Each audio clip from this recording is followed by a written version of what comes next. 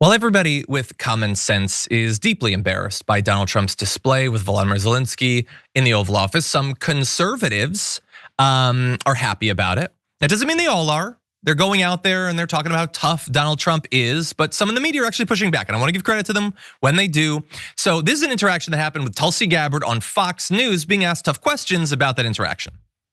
You've got the Kremlin spokesperson, Dmitry Peskov, saying what the US is doing is changing the game, and it largely coincides with our vision.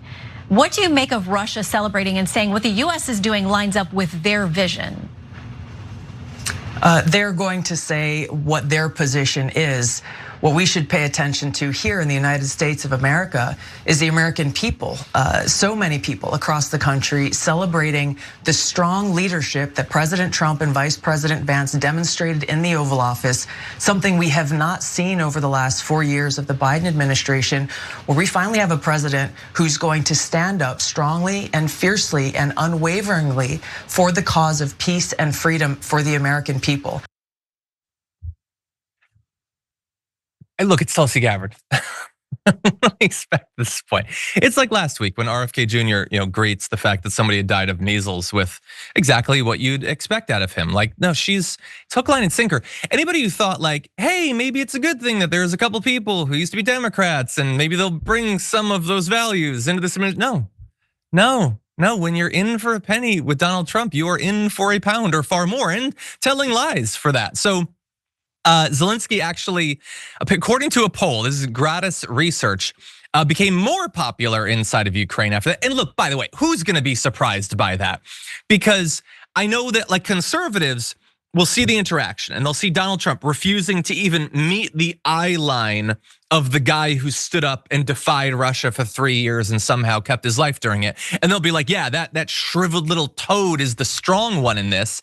But you would want, if it was your leader, you'd want them to sit there and to not just bow down, to not just be like, yeah, no, you can hand my country away. Oh yeah, no, $500 billion in our minerals. Those are yours if you want them. You don't even have to guarantee us our sovereignty. You don't even have to like, in exchange for $500 billion, we get into NATO. You can just have them.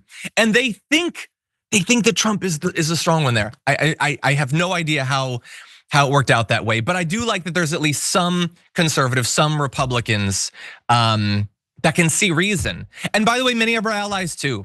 Russia's super happy about that interaction, but others, in the UK and Germany and Finland and all that immediately put out statements supporting Zelensky. And so it's good to see that at least some people have some sanity, Jayar. Any final comments about this? All that Tulsi Gabbard said there was, don't believe what you just heard. In fact, don't pay attention to what these folks in Russia are saying about our actions and the way it coincides and assists them. Just let me talk about something else. That's all that was. That wasn't an acknowledgement of it. That was saying, well, don't listen to them. Don't listen to that. That's their point of view. That's their perspective.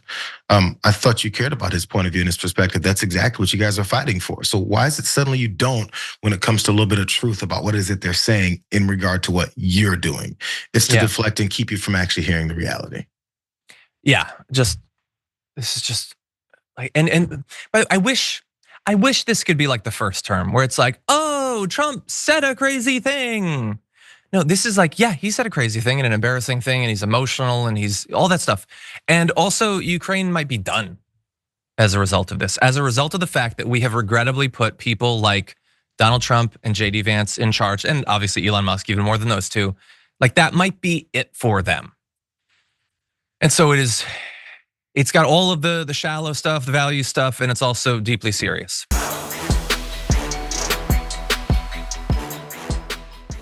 When you click the join button and become a tier 2 member, you get access to all of our weekly top 10 lists. What are you waiting for?